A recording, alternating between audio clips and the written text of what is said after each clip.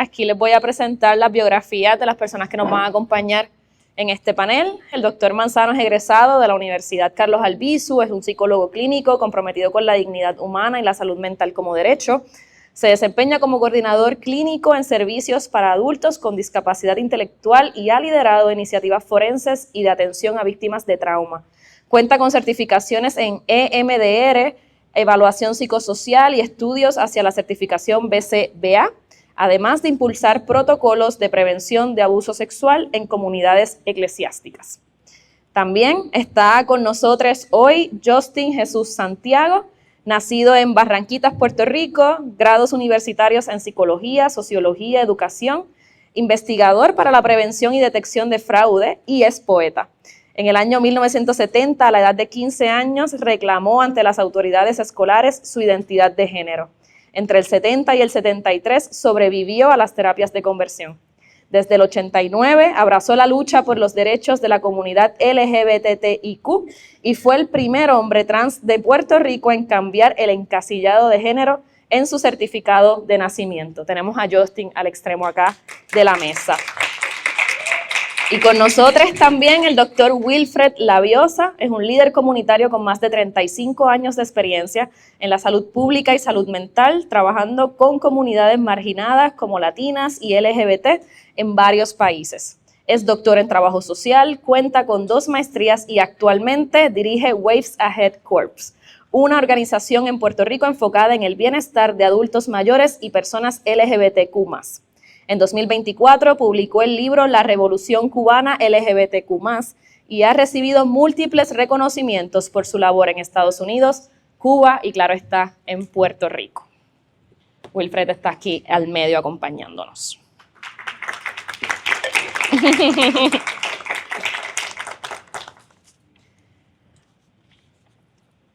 Bueno, yo voy a repasar cortito lo que hablé esta mañana porque pues precisamente hoy hemos estado recibiendo muchísima información nueva y a eso le añadimos el almuerzo, la yoga y bueno, ustedes saben. Así que voy a repasar un poco lo que hablé de la importancia de traer el tema de la violencia sexual en hombres. Este panel parte de una realidad que no siempre se reconoce con la claridad que se merece. Cuando hablamos de violencia sexual, muchas veces pensamos en un perfil específico de víctima, pero la evidencia y la experiencia nos muestran algo más amplio y es que los hombres son sobrevivientes de violencia sexual. Sin embargo, con frecuencia no se nombran, no se identifican y no llegan a los servicios de la misma manera. No porque no exista la experiencia, sino porque hay estigmas, silencios culturales y barreras en cómo hemos construido el lenguaje y la respuesta. Esto tiene consecuencias reales en cómo se reconoce la violencia y cómo se procesa y también cómo se atiende. Por eso este espacio es importante porque nos permite ampliar la conversación desde la mirada de quienes trabajan directamente con estas realidades, trabajan y acompañan estas realidades, que eso es parte de lo que vamos a conversar en el día de hoy. Quiero, antes de comenzar, dejarles saber que tienen tarjetitas en las mesas para hacer preguntas. Queremos que esto sí sea una conversación. Esta mañana no hubo espacio para comentarios y preguntas sobre la campaña, así que también se pueden aprovechar cuando terminemos de conversar en el panel. Así que les invito a estar pendientes de las tarjetitas. Si no les quedan tarjetas, si no tienen bolígrafo, pueden levantar la mano. Y sé que las compañeras están pendientes para asistirles en lo demás, así que eso lo dejamos para el final. Bueno, con eso en mente, quiero dar paso a las preguntas del panel. Compañeros, gracias por estar, gracias por llegar hasta acá, hasta Aguadilla, que para nosotros también es sumamente importante haber hecho esta conferencia en el lado oeste de nuestro archipiélago. Muchas veces todas estas conversaciones se quedan en San Juan y desde San Juan se pretende que la gente llegue allá, pues ahora que la gente llegue acá. Así que eso es parte de lo que estamos haciendo. Quiero aquí una respuesta de cada uno, ¿verdad? Porque pues con esto podemos sentar las bases al resto de la conversación que vamos a tener ahora en esta tarde. Y es que cuando hablamos de violencia sexual, desde sus perspectivas, ¿por qué cuesta tanto a incluir a los hombres en esta conversación? Comenzamos con Joel. Y se van pasando.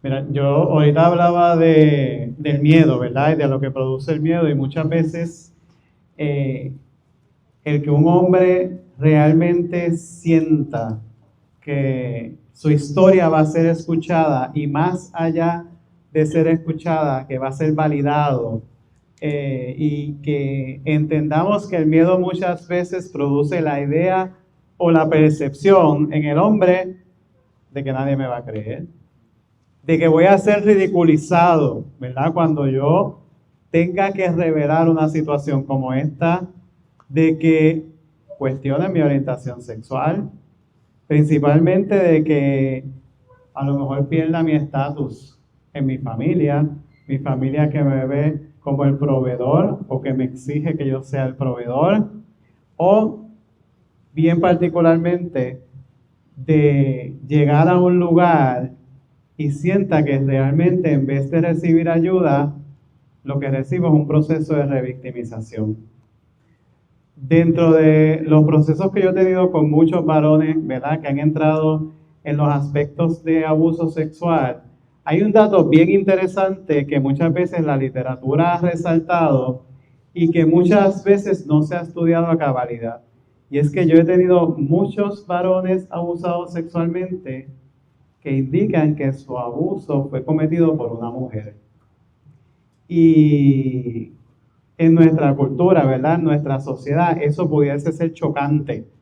Y particularmente he tenido varones, como mencionaron ahorita, que se enteran que eso se llama abuso sexual a los 50 años. Así que esa falta de llegar a los servicios de ayuda, esa parte de no hablar o de permanecer en silencio, no siempre se da, aunque yo sé que algo malo me pasó, no siempre se da por eso.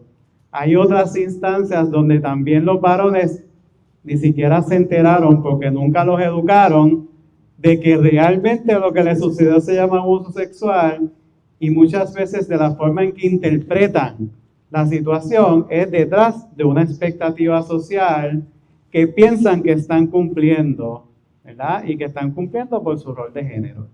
Así que hablar de espacios seguros, hablar de los aspectos que tienen que ver con lo que es la confidencialidad y de cómo el varón interpreta, cómo en su mente el varón le da sentido y significado a lo que ocurrió, muchas veces es lo que perpetúa ese silencio, ¿verdad?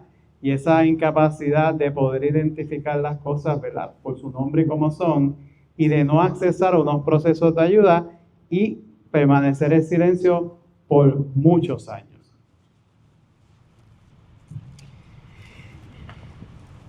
No voy a repetir lo que él acaba de decir, así que le voy a añadir. Yo fui entrenado en mi especialización de trabajo social clínico y psicólogo en enfocarnos en que la violencia solamente ocurría en niños. Y mi primer internado fue en el Hospital de Niños de Boston. Y estuve en sala de emergencia, en sala de psiquiatría, y siempre se hacía una asesoría de necesidad. Y pues algunos niños decían sí, otros no, y otros lo aguantaban hasta mucho más adultez. La primera vez que yo dije esto está pasando en los adultos y específicamente en los hombres fue cuando un niño me dijo que no era abusado, pero que él pensaba que su papá está siendo abusado por su mamá. Que aquí da un ejemplo de lo que aquí el colega estaba hablando. Y cuando confronté al papá de lo que el niño estaba diciendo, ahí se abrió una caja de Pandora en esta familia.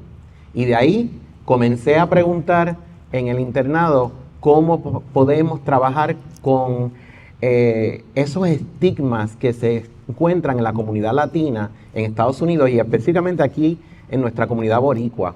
Porque nos creen desde un principio que solamente los niños son los que son abusados y abusadas. Que los adultos es las mujeres. Y cuando uno habla sobre la perspectiva de género y que el hombre también puede ser abusado, entonces comienza, como dijo aquí el colega, a cuestionarse su orientación sexual, que no tiene que ver. Pero nuestra cultura nos dice que sí. Ese trauma causa que el hombre quizás aguante esa información de esa situación hasta muy alta edad, más viejo, que es cuando se siente cómodo en comenzar a explorar eso. ¿Por qué? Porque hubo otro problema, el problema de drogadicción y alcoholismo, pérdida de sueño, apetito o no apetito, o come mucho o come menos, y un sinnúmero de situaciones que comienzan a impactar esa vida diaria de ese hombre y que no puede proveer a esa familia. Pero eso no se habla. ¿Por qué? Porque la salud mental no se cuida preventivamente, ni tampoco se cuida, solamente se habla tras bastidores, tras en la casa. Eso no se lleva a un terapista. Pero cuando el terapista, como yo, comienza a preguntar eso para hacer una asesoría o un assessment al principio de cada intervención, entonces el hombre dice, ¿por qué tú me estás preguntando eso? Pero ¿por qué no? Ese diálogo hay que incluirlo. El ejemplo que siempre traigo es la situación, y fui uno del equipo de psicología para los que fueron abusados por los sacerdotes en la Iglesia Católica Arquidiócesis de Boston. Y ese caso pues causó muchas noticias alrededor del mundo. Y lo traigo a relucir porque esos hombres nunca dijeron de su abuso hasta 30 y 40 años de edad. Y era porque muchos de ellos estaban recibiendo terapia, recibían en un programa residencial el apoyo por la drogadicción y el alcoholismo, y porque ya estaba impactando la familia de ellos en esos momentos. Y cabe recalcar que de todos esos casos, la gran mayoría no era gay. Solamente un hombre era gay. El resto era heterosexual. Y lo recalco porque eso es lo que siempre comenzamos a decir. Bueno, pues entonces el hombre, todos esos hombres de esos casos que luego salieron a otros estados, eran gay. Pues no los fueron y no lo son. El divulgar compartir esa información tan sensitiva de esos hombres, yo los aplaudo a ellos. Porque eso era recalcar y preguntar esas personas que me dieron ese servicio religioso, ese apoyo religioso que yo busco durante jóvenes, durante adolescentes, fueron los mismos que me abusaron. Fueron los mismos que me comenzaron a perpetuar el concepto de que yo también soy alguien que soy violado. Pero el violado del concepto de la sociedad, el violado del concepto de religión. Y por eso yo algunas veces cuando doy estas charlas así a las comunidades, no digo y no uso religión, uso espiritualidad. Porque en nuestra cultura no sabemos cómo separar eso. Me encantó al maestro de yoga que él los separó desde que comenzó, porque siempre entonces comienzan a decir, yoga, pues entonces eso es algo religioso. No es. Pero nosotros continuamos perpetuando esos conceptos que nos los ponen desde niños y niñas. Así que voy a parar ahí para tener otro más diálogo, pero es importante recalcar que nosotros mismos muchas veces tenemos la culpa de que los hombres no estén dialogando sobre lo que le está pasando a ellos durante infancia, durante adolescencia y adultos. Básicamente mis compañeros ya contestaron la pregunta. No obstante, yo lo resumo en que se trata de que la persona tiene miedo y la percepción fundada de que no le van a creer, aparte de la vergüenza que sienten por la situación.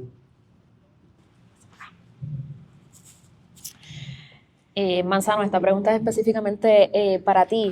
¿Qué emociones o conflictos internos suelen atravesar a los hombres luego de una agresión sexual?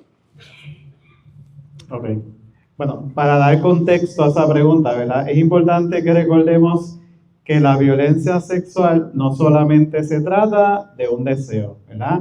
Aquí hay poder, aquí hay control y hay vulnerabilidad, ¿verdad? Así que cuando ocurre un evento como ese y hay una formación de un trauma, también es importante recordar que hay una respuesta neurobiológica, ¿verdad? Que se forma cuando se crea un trauma ante una respuesta o producto, ¿verdad?, de una violencia sexual. Así que no estamos hablando de una debilidad, estamos hablando de un evento que produce un impacto significativo a nivel neurofisiológico. Y si a eso le sumamos ¿verdad? Que los hombres históricamente hemos sido socializados como a no mostrar vulnerabilidad, a no mostrar debilidad, a no expresar nuestras emociones, a resolver nuestros asuntos solos, ¿verdad? Y si usted ha estado guiando, ¿verdad? En un carro con algún hombre y de momento se pierde y usted le dice, pregunta por direcciones, ¿qué va a pasar? No va a preguntar, ¿verdad? La mayoría, algunos preguntan, ¿verdad? Así que ese proceso en que somos socializados para evitar pedir ayuda, ¿verdad? Dentro de nuestros contextos familiares muchas veces le añade, ¿verdad? A esa situación a muchos hombres cuando pasan por procesos de agresión sexual o de violencia sexual. Entonces no solamente estamos hablando de un trauma, hay un choque entre la experiencia que acabo de vivir, cómo lo debo interpretar, cómo me enseñaron que yo debía de responder a estos asuntos. Entonces, nuestro compañero mencionó una de las emociones que surgen más fuerte en los hombres y es la vergüenza, ¿verdad? No es solo, en términos de mencionar la vergüenza, no es solo decir, me pasó algo malo, es que los varones comienzan a decir, hay algo malo en mí. ¿Por qué? Siento vergüenza porque como yo soy hombre, yo tuve que haberlo evitado. Yo tengo la fortaleza física para defenderme de un abuso o particularmente sienten vergüenza simplemente porque se sintieron vulnerables o sienten vergüenza porque su cuerpo respondió y reaccionó ante un evento que yo estoy diciendo que no me gustó, ante un evento que me desagradó. Así que muchos hombres no dicen, me agredieron, muchos hombres dicen, yo dejé que eso pasara, yo dejé que me abusaran, yo debí de haber hecho algo. Y por eso es que yo muchas veces cuando miro los materiales de prevención, particularmente para los niños que dicen, pues, debes decir que no, debes correr y buscar un adulto. No todas las víctimas, no todos los varones, ¿verdad? Hablando en este contexto, tienen el acceso a ese adulto. No todos los varones tienen esa voz para poder decir, ¿verdad? Y tenemos que tener mucho cuidado al enseñar este tipo de aspectos de prevención para que el adulto varón víctima de abuso sexual no vaya a sentir que fue su responsabilidad el haber hecho algo para defenderse. Con la vergüenza también viene la culpa, ¿verdad? Porque entonces yo debí de haber hecho algo. ¿Por qué yo no me defendí? ¿Por qué mi cuerpo reaccionó de esta manera? Así que sabemos que la respuesta fisiológica del cuerpo surge como una respuesta natural y que eso no implica consentimiento. Y yo se los traigo porque muchas veces he tenido que luchar en el tribunal con explicar que el hecho de que este varón haya tenido una erección, que haya tenido una eyaculación, no significa que consintió el acto de violencia sexual. Eso es biología. Así que en los varones puede surgir una confusión, ¿verdad? Entre lo que es el cuerpo, entre lo que es la identidad, entre ese cuestionamiento de por qué mi cuerpo reaccionó si yo siento que esto es algo que me desagradó muy particularmente. Y junto con esa culpa, ya hemos hablado bastante del miedo, el no me van a creer, se van a burlarse de mí, van a decir que yo lo quise, van a decir que yo lo busqué o que yo lo provoqué, ¿verdad? Así que muchas veces todos estos elementos juntos hacen o forman parte de esa secuela que muchas veces lo que hace es perpetuar el silencio o retrasar ese proceso de la revelación. Sí, porque la revelación no es un evento, la revelación es un proceso. Y hay un término en la literatura, emotional detachment, ¿verdad? Es un desprendimiento emocional que muchas veces le pasa a los hombres, en donde muchos de estas víctimas tienden a disociarse como parte del proceso o del mecanismo para manejar o tratar de manejar de alguna manera el trauma o la experiencia vivida o los recuerdos que traen la experiencia vivida. Así que hay una desconexión de sus emociones, y es una desconexión de sus emociones que es reforzada por cómo la sociedad espera que un verdadero hombre maneje una situación como esta. Así que si a todo lo que he hablado le atamos el elemento de la masculinidad, pues, y decimos que un hombre debería de defenderse, que un hombre, es una vergüenza que un hombre rechace un acercamiento sexual, porque por ahí dicen que los hombres siempre lo que quieren tener es sexo, ¿verdad? O que a los hombres no les pasa esto. Imagínese, pregúntese qué puede pasar al interior de la mente de un hombre cuando entonces ocurre una violencia sexual, ocurre una agresión sexual, y tiene que enfrentarse a responder todos los cuestionamientos que puede provocar en su interior una situación de agresión sexual.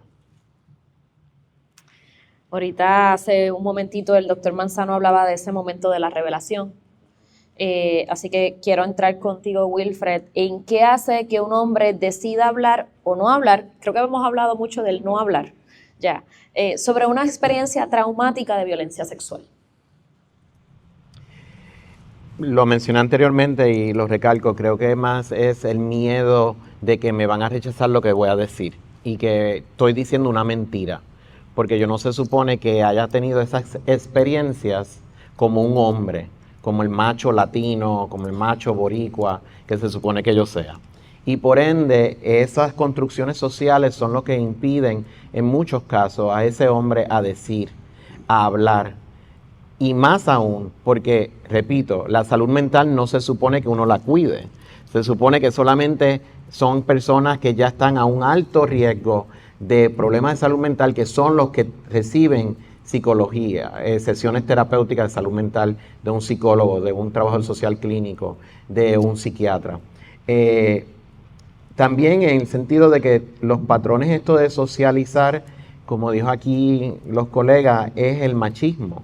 Y es que aquí en Puerto Rico, los machos, los hombres tienen que ir a la barra a tomarse una cerveza en el viernes social. Y lo menos que se va a hablar ahí es que un hombre le diga al otro hombre, ay, a mí tengo este problema de salud mental. No, eso solamente se ve entre las mujeres cuando se toman una copa de vino, ¿verdad? Que tiene que ser más fino. Y esos son los patrones de socializar. Y los hombres nunca van a hablar entre hombres de lo que le ha ocurrido a su salud mental. Eso nunca. Ahora tú puedes ver los adultos mayores hablando de diabetes. Ay, mija, me voy a hacer una operación de la rodilla. Sí. Pero ya yo estoy entrando a esos niveles de la rodilla. Ay, me la operaron, sí. Pero uno nunca habla sobre la situación de ansiedad que uno le pasa, de una depresión, de que tengo un problema de alcoholismo, que estoy en recuperación. Eso nunca se habla. Y creo que son esos patrones que no son inclusivos de la diversidad que el hombre puede experimentar en su vida. Y estas respuestas, pues, no hay una respuesta sólida. No hay una respuesta solo, porque todos somos diferentes. Y todos los hombres van a salir con sus temas dependiendo de cómo se sienten en ese espacio, qué comodidad sienten. Dije el ejemplo de programas residenciales, que aquí no hay mucho, ¿verdad? Pero los que hay no están a la apertura de que un hombre hable sobre su situación compleja que vivió durante niñez. Solamente se enfoca en el presente, en ese problema que lo trajo a ese programa residencial o a ese albergue. Y no se enfoca tanto, ¿por qué? Porque el hombre usualmente abandona esos programas a un índice más temprano que quizás una mujer. Así que esa complejidad no se habla, y creo que los espacios seguros pues deberían de ser. Y gracias a estos folletos, porque lo cogí de la agresión sexual en las comunidades de fe, porque regreso a eso. Hay que hablarlo en estos espacios seguros y hay que hablarlo en todos espacios. Justin, ahora contigo, ¿cómo se complejiza el impacto de este tipo de violencia sexual o de las agresiones sexuales cuando hablamos de hombres con identidades disidentes, por ejemplo, hombres trans o con otro tipo de identidades? Saludos a todos y a todos. Le tengo mucho cariño a esta organización Paz para la Mujer, porque en el 2018, por primera vez, yo apalabré sobre la terapia de conversión de la cual fui y soy sobreviviente. Y fui recibido en esta organización, fui abrazado, fui escuchado. Fue un momento muy vulnerable para mí, pero a la misma vez vi que tenía personas con las cuales podía contar. Así que hoy le doy la gracia. Bueno, yo escribí, como hablando de personas mayores, ya yo tengo 71 y se me va la paloma, así que escribí la contestación. Al igual que el resto de la humanidad, en el espectro trans, queer y no binario, convergen diferentes orientaciones sexuales. Yo soy un hombre trans hetero, no obstante, los hombres trans pueden ser además de hetero, gay, bisexuales, pansexuales, asexuales o lo que sea, por ir para abajo. Los hombres transmasculinos nos enfrentamos a ambientes hostiles en una sociedad circunscrita al constructo machista. Entiéndase en espacios públicos como baños, bares, redes, incluso en ambientes familiares. Y en otros donde podría estar sujeto a violencias de todo tipo, incluyendo sexuales. Y no estamos exentos de replicar los mismos miedos y vergüenzas que los hombres cis han arrastrado a través de los tiempos debido a precisamente a ese constructo patriarcal. Con el agravante de que somos sujetos de prejuicios en una sociedad que no acepta nuestra identidad de género, pero debemos validar nuestra masculinidad actuando como machos. Por ello, para poder sobrevivir, muchos callamos por miedo o vergüenza aquello que deberíamos denunciar. Además, sabemos de primera mano que los servicios de salud también son espacios hostiles para los hombres trans. No nos quieren atender. A mí personalmente me resulta aterrador la sola imaginación de ser auscultado por personal médico en caso de una agresión sexual, como también ser interrogado referente al hecho. Nos cuestionamos si nos creerán. Por supuesto que no nos creerán. La policía es resistente a creer que el hombre es sujeto de violencias sexuales, y menos si viene de parte de una mujer. De hecho, ello le costó la vida a un hermano trans debido a que su agresora lo amenazó y le dijo que a ella sí le creerían y a él no. Él se suicidó, tenía 27 años. Por otro lado, no es consentimiento si tienes miedo de decir no o de salir de una relación, ya sea sentimental o de intercambios eróticos que ya no deseas. Parten de una premisa de que estaremos en la disposición siempre. Aunque estamos claros que cerca del 100% de las agresiones sexuales contra mujeres y hombres son ejecutadas por hombres. En un principio de mi transición, comencé a recibir en mi inbox fotos de genitalias e invitaciones no solicitadas, e incluso la de un compa de luchas, y fue violento, difícil y vergonzoso para mí manejarlo. Entre hombres cis, estamos expuestos a conversaciones explícitas, como también a preguntas inquisitivas que intentan lacerar nuestra humanidad y nuestra dignidad. Por ejemplo, preguntas constantes sobre nuestra genitalia. ¿Qué te importa? ¿Acaso yo te pregunto qué tú tienes entre tus piernas? No somos un laboratorio para satisfacer la mera curiosidad o el fetiche de nadie, ni mucho menos de aquellos que aún no han resuelto su propia sexualidad. Nosotros los hombres trans no solamente sufrimos ataques sexuales directos, también son los sesgos, las microagresiones, la forma en que nos ven, porque por una parte no quieren aceptar la existencia de las personas trans, pero para la sexualidad sí existimos. Tan es así que en un estudio aparece Puerto Rico en el planeta como el 5º país en buscar pornografía trans. Porque sí hay pornografía hetero, hay pornografía LGBT, gay, también hay pornografía trans. son muchos, el 5º país en el planeta. Así que de eso se trata. Nosotros también somos víctimas y replicamos lo mismo que replican los hombres cis, porque tenemos los mismos miedos en ese sentido, de que no nos van a creer, de que vamos a ser revictimizados, y peor aún que por el mero hecho de ser trans, probablemente vamos a ser violentados más de lo que ya fuimos violentados, con todas las consecuencias y todas las angustias que eso va a conllevar.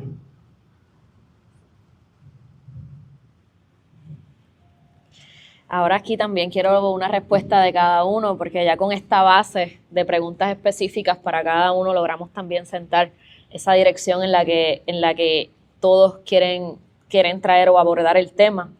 Y es que prevalece la percepción de que los hombres son un extra en los servicios diseñados para atender la violencia sexual y que históricamente se han focalizado en mujeres cisgénero.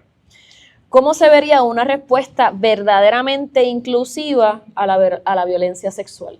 Ya que en nuestros espacios hablamos tanto de inclusión, pero todavía nos falta en ese proceso de inclusión. Bueno, tenemos que asegurarnos que nuestros escenarios sean escenarios informados y sensibles al trauma. El incluir a los hombres en esta conversación sobre violencia sexual, y es un mensaje que debemos de llevar, bajo ninguna circunstancia compite con la atención a las mujeres, ¿verdad? Así que lo que nosotros estamos haciendo y tenemos que estar bien enfocados es que nosotros estamos ampliando la justicia, estamos mejorando una respuesta comunitaria y reconociendo que cualquier persona sobreviviente merece ser creída, merece ser protegida y merece ser acompañada. Así que desde la perspectiva de la sensibilidad hacia un trauma o lo que conocemos como informado en trauma, estamos hablando que nuestras organizaciones, desde el que limpia hasta el que ofrece seguridad, la secretaria, los que están en el servicio directo, todo el mundo tiene que estar en la misma línea, ¿verdad? Y con un conocimiento básico de cómo nosotros necesitamos recibir, respetar y llevar a cabo ese trato gentil y respetuoso, independientemente quién sea la víctima. En segundo lugar, tenemos que insertar a las comunidades eclesiásticas en esta conversación. Yo he estado trabajando por muchos años en estas comunidades. Hay profesionales competentes, buenos, preparados. Sí, hay iglesias más abiertas, hay iglesias más cerradas. Eso es cierto. Sin embargo, porque eso exista, que también existe en nuestra sociedad, no solamente dentro del contexto eclesiástico, no debemos de dejar seguir educando. Porque muchas veces yo pienso que es la falta de educación la que hace que esa brecha se cierre. Y quiero que sepan que logré con una iglesia crear un protocolo de respuesta para las víctimas de agresión sexual, ¿verdad? Así que fue un esfuerzo que lo hice junto con una colega y creamos un protocolo definido sobre cómo esa iglesia podía responder en una situación de agresión sexual. Así que esto se vuelve en un componente de protección a nuestras víctimas, porque particularmente en mi experiencia en esta iglesia, el pastor se paró al frente y dijo: en esta iglesia nosotros tenemos un protocolo de respuesta en casos de agresión sexual, ¿verdad? Y si en esa comunidad hubiese un agresor o una agresora, ¿qué usted cree que va a pasar?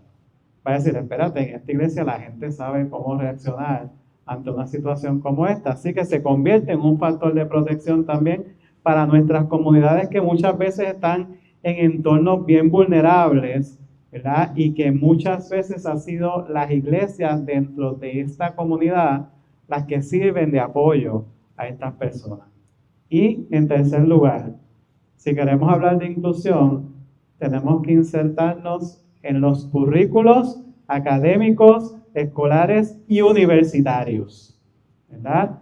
Yo escucho aquí a la profesora Luisa Sergio Seijo, y yo estuve unos años atrás, yo no sé si ya se acuerda, con ella y con Ilia Vázquez, aquí en UPR de Mayagüez, hablando de neurobiología del trauma y hablando de violencia sexual, y fue bien enriquecedor ver a estudiantes, ¿verdad? Dando un paso hacia adelante en el interés de querer conocer más sobre esto. Así que, Luisa, mi hijo va a empezar nuevo ingreso en Mayagüez, así que te tengo ahí al ladito. Así que tengo un mayagüezano en casa ahora. Así que yo creo que esos tres E son bien importantes a la hora de hablar de inclusión. Para añadir, nosotros en Ways Ahead estamos tratando de diversificar el tipo de intervenciones que brindamos. No solamente preventivos, traje algunos folletos si los quieren tomar. Esto fue por la pasada administración, debo aclarar, porque en esta nueva administración, pues estos tópicos no existen. Y estas comunidades no existimos. Así que, pero estos folletos los seguimos reproduciendo y es que estaban en el closet desde la pasada administración. Aunque no tenemos el dinero ahora, pero lo seguimos produciendo. Porque es importante también educar a las personas que quizás no sufrieron de ninguna violencia, pero para que ellos y ellas puedan ayudar a esos hermanos, familiares, amistades, compañeros de trabajo.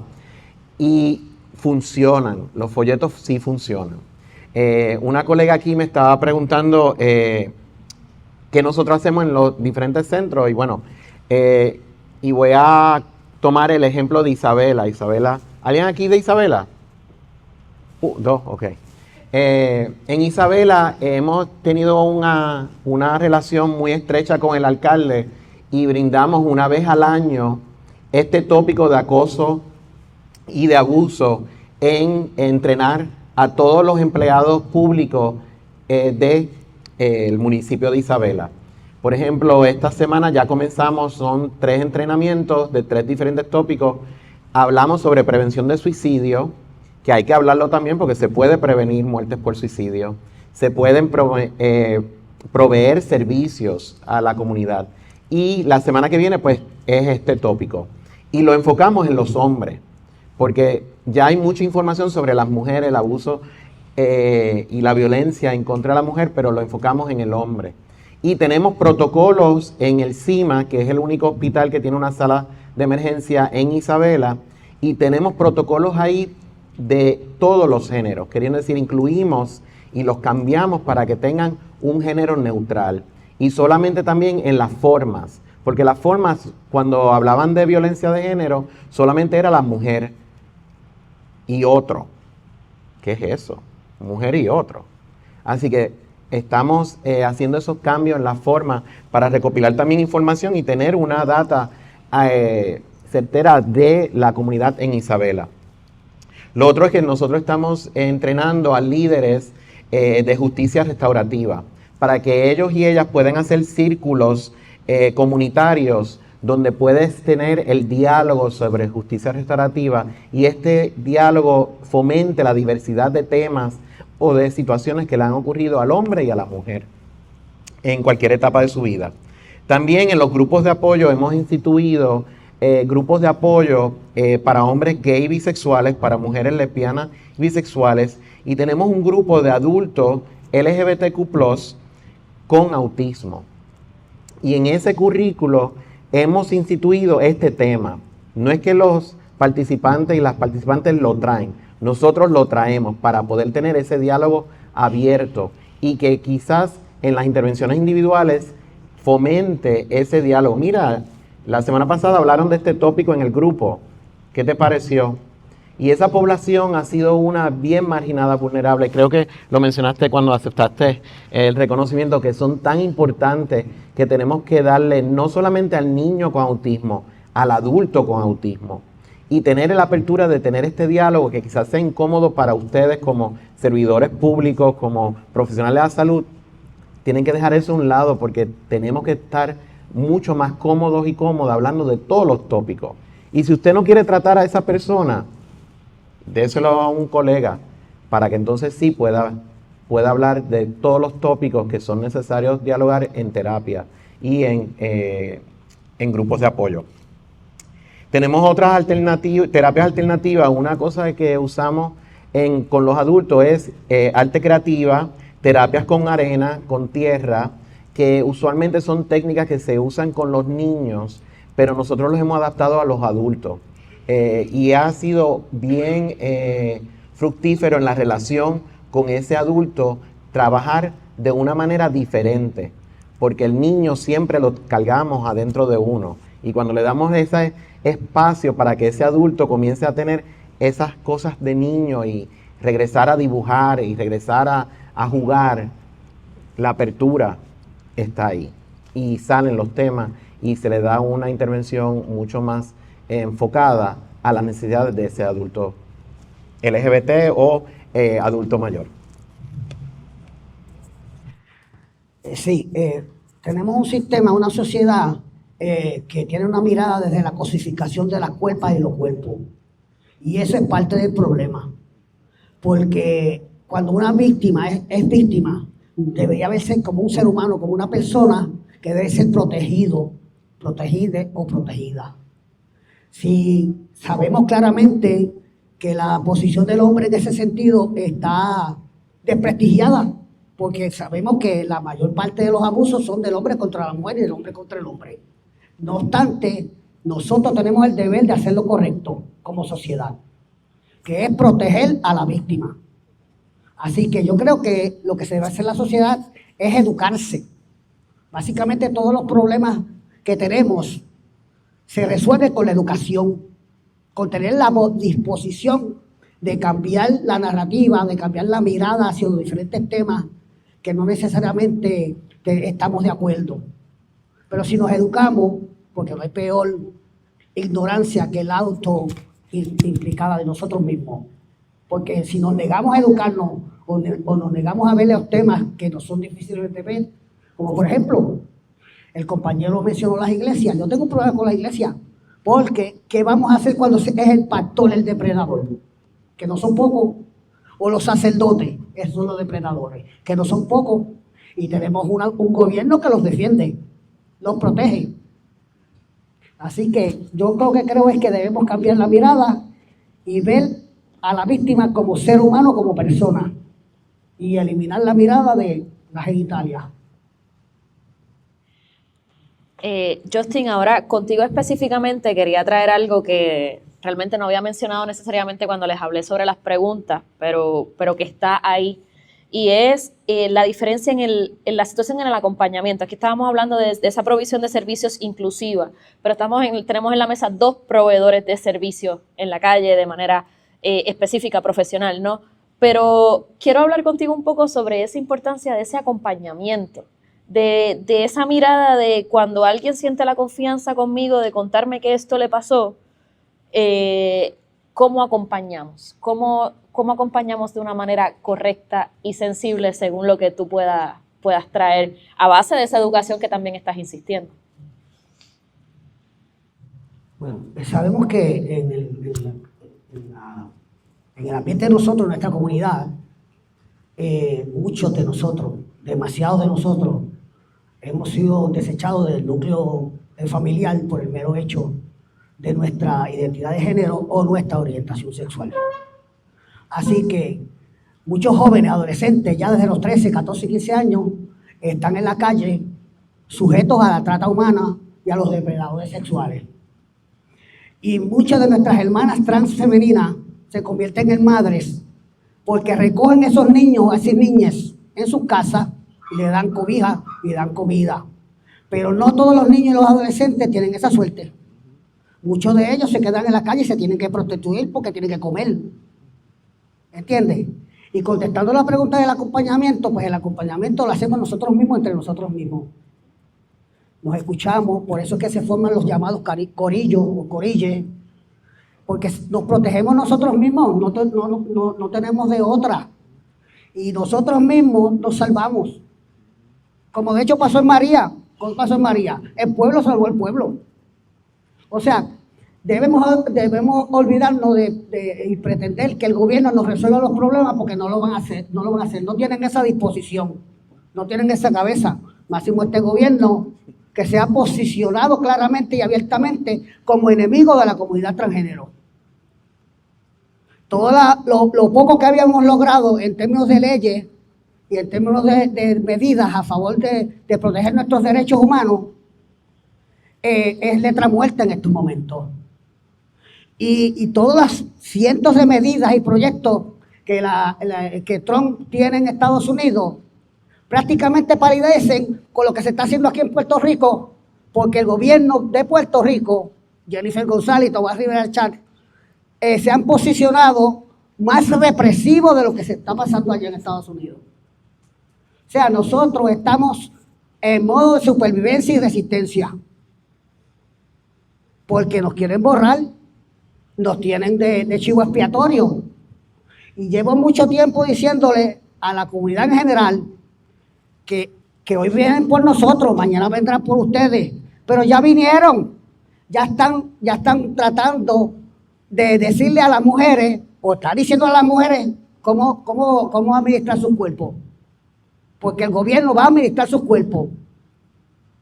Ya están bregando con las pensiones de los jubilados. O sea, hay muchas cosas que están sucediendo donde nos tenemos nosotros mismos. Nosotros nos salvamos nosotros mismos. Y de hecho, hay otra cosa, y es que hay profesionales que no están preparados académicamente para tratar a las personas trans. Pero como somos un talking point, de estos de dinero también, pues cogen los casos de las personas trans. Y lo que hacen es hacerle más daño de lo que los ayudan. Ninguna persona que está capacitada, que no está capacitada para tratar a las personas trans, debe tratar a una persona trans, porque lo va a dañar más. Y cuando digo más es porque ya viene dañado por el constructo de la sociedad y de la familia. Ya empecé a recibir tarjetitas, así que antes de pasar con las demás preguntas que les tenía, yo no sé si de esta manera así motivo a que más tarjetitas lleguen a donde mí. Tengo una pregunta bien bonita y creo que agradezco a la persona que la haya escrito porque es una pregunta que nos va quizás a traer otra perspectiva en este trabajo. Y la persona dice que el trabajo que hacen todos ustedes desde sus trincheras es admirable.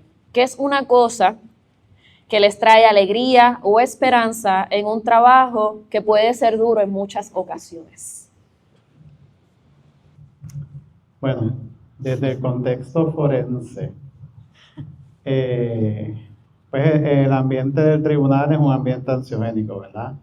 Y muchas veces para las víctimas, y particularmente, ¿verdad?, hablando de las víctimas varones, tiende a ser intenso porque las preguntas de los abogados de defensa son diferentes para los varones. Son preguntas que muchas veces los golpea su identidad, golpea su autoestima. Yo no quisiera hablar del adjetivo que muchas veces los destruyen, pero muchas veces yo he visto niños varones y adultos varones teniendo que enfrentarse con un abogado de defensa que destruye su área emocional, ¿verdad?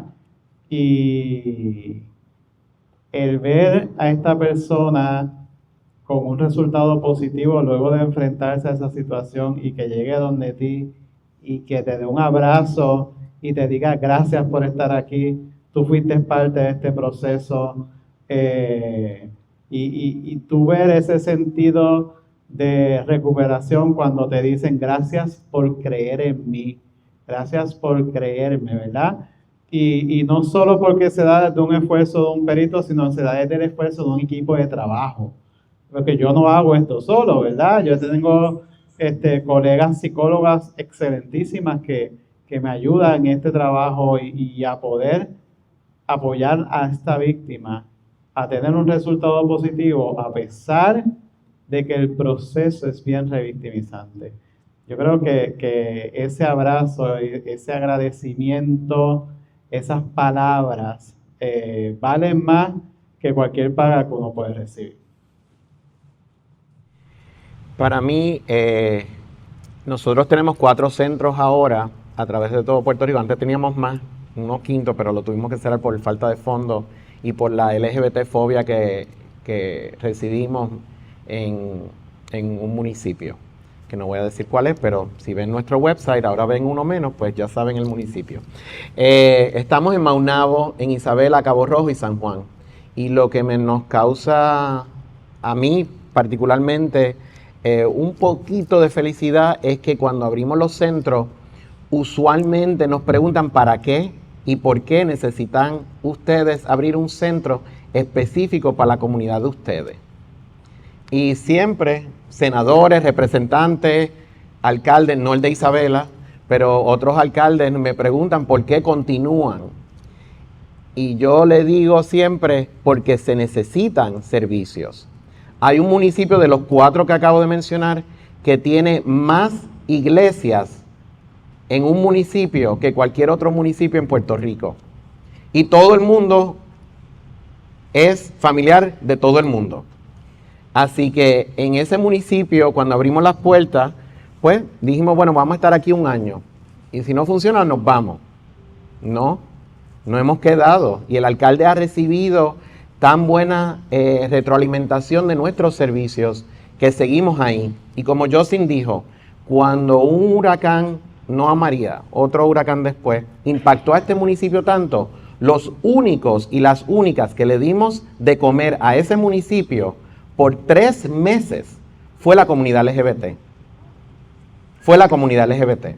Así que ese alcalde se tuvo que callar la boca y abrirnos las puertas y seguir abriéndonos las puertas para brindar el servicio, aunque a él le caen lluvias negativas de por qué la gente LGBT sigue aquí, pero nos acepta.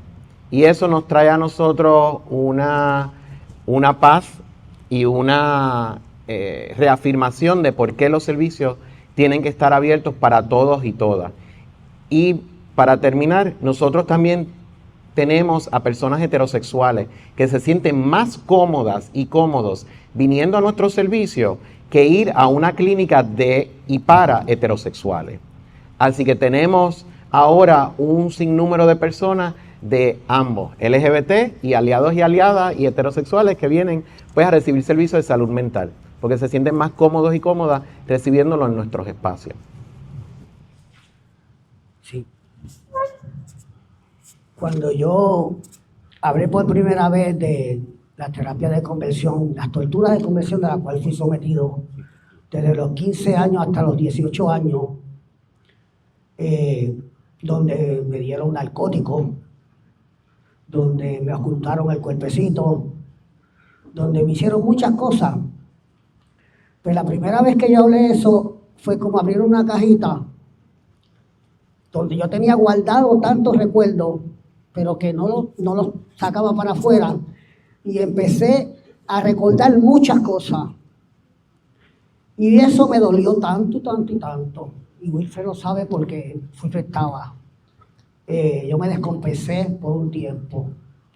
No obstante, me recuperé y comencé a hablar públicamente en televisión, en radio, en periódicos y en todos lados que me invitaran a diferentes conversatorios. Al día de hoy sigo haciéndolo. Para precisamente que ningún otro niño le pase lo que le pasó a este niño. Porque me bojaron 45 años de mi vida, el Estado. Me bojó 45 años de mi vida. Yo solamente me enamoré de mi maestra de biología a los 15 años. Y era un poeta en ciernes y le escribía versos y se lo ponía en el encasillado de la oficina. Pues me llevaron a la oficina de la trabajadora social y yo, inocente al fin, dije, pero ¿por qué no me puedo enamorar de ella? Porque es mi maestra. Y ella me dijo, no, porque es mujer igual que tú. Yo dije, no, yo no soy mujer, yo soy un hombre. Sin saber siquiera lo que estaba diciendo. Yo no sabía nada de transgénero, de homosexuales, de lesbianas, nada de eso. Yo vivía en Barranquita, en un campo inhóspito, en 1970. Pues para hacer la historia larga corta, el Departamento de Instrucción Pública tenía una clínica pediátrica de psiquiatría en Río Piedra. Me refirieron y le dijeron a mis padres que si no me llevaran a psiquiatría, no podía regresar a la escuela. Mi padre era analfabeta y para él era muy importante que sus hijos se educaran. y me llevaron. Y ahí empezó mi calvario por 3 años. ¿Sí? Pero yo lo sigo diciendo y contando porque vuelvo y digo, con una sola vida que yo salve, que no le pase eso, para mí es más que suficiente. Esa es mi satisfacción, mi alegría.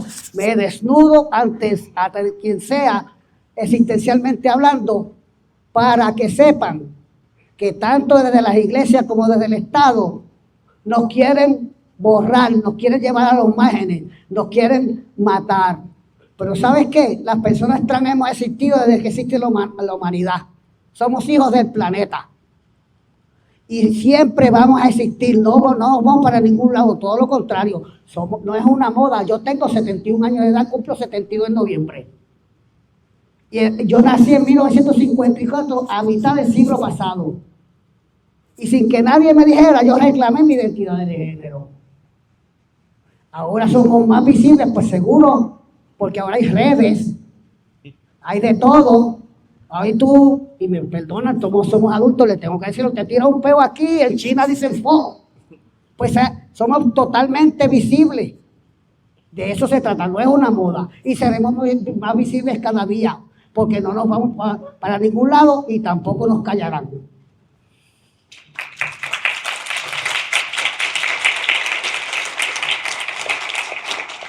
Les animo a continuar preguntas, ya ven las respuestas que ha causado esta tarjetita, así que tenemos el espacio para poderlo hacer, pero continuamos acá. Es incómodo ya haber traído el tema incluso de violencia sexual en hombres, y de eso hablé cuando presenté la campaña esta mañana. De hecho, crear esta campaña en un espacio que se llama Coordinadora Paz para las Mujeres, para muchas personas les resulta incómodo. Eso no fue incómodo para nosotras dentro de la coalición y de tomar la decisión de hacerlo, pero para muchas personas les puede causar incomodidad ya traer el tema. Dentro de ese universo de conversaciones incómodas, ¿cuáles nos faltan todavía por tener? Yo creo que hay un componente familiar, ¿verdad? Que necesitamos educar, que necesitamos orientar, que necesitamos que cuando comenzamos a derrumbar estos mitos que siguen dominando el discurso, necesitamos entrar con las familias, que las familias sepan y entiendan que los varones pueden ser víctimas, que una respuesta corporal no significa un consentimiento, ¿verdad? Que el agresor puede ser mujer, puede ser hombre, puede ser pareja, familiar, líder religioso, profesional, y que las familias entiendan que la protección se debe extender a todos los miembros de la familia, ¿verdad? Y que esos mitos que siguen dominando, que escuchamos a nivel social, que los hombres no pueden ser abusados, que si tuvo una erección, pues entonces consintió, que si no se defendió, no fue una agresión, ¿verdad? Fue porque quiso, necesitan ser derrumbados dentro de la base de ese componente familiar. Lo que voy a añadirle a él es que también la familia no es necesariamente la que uno nace, también es la escogida. Así que voy a clarificar que para mí estoy de acuerdo con él, pero que también es la familia escogida.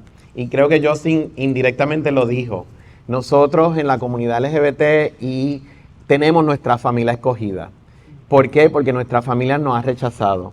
Y hablar de este tema, les aplauso, y es solamente el comienzo, porque los materiales se pueden hacer, ¿verdad? Y las comunicaciones se pueden crear, pero son ustedes, somos nosotros, nosotras, nosotres, que podemos llevar esa voz para que esa campaña siga hacia adelante.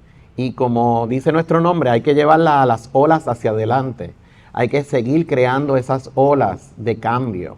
Y solamente el cambio puede ser desde que educamos a la persona de 3, 4 años, cuando sea, hasta el adulto mayor. Porque nuestro participante más adulto mayor tiene 92 años ahora mismo. Y es un adulto mayor. Justin te ganó él. No es trans. No es trans.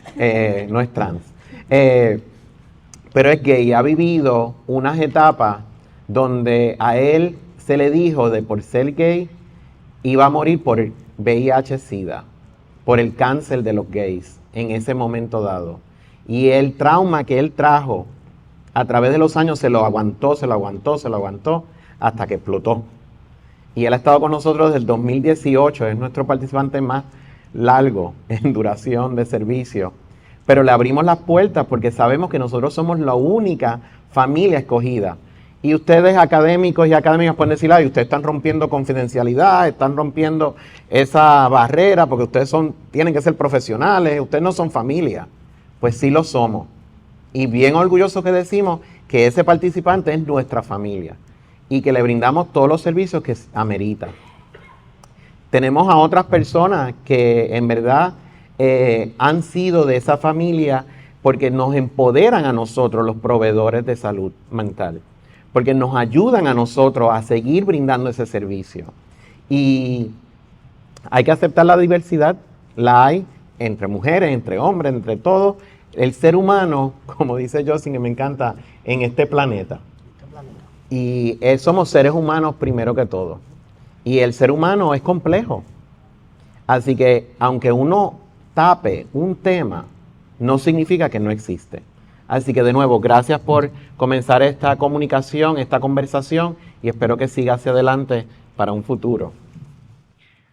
Bueno, hablando de conversaciones incómodas, yo creo que también las mujeres deben dejar de replicar el machismo. Porque si las mujeres, muchas mujeres, no fueran cómplices del machismo, probablemente un hombre no se sentiría incómodo de hablar de las violencias sexuales que recibe. ¿Ves?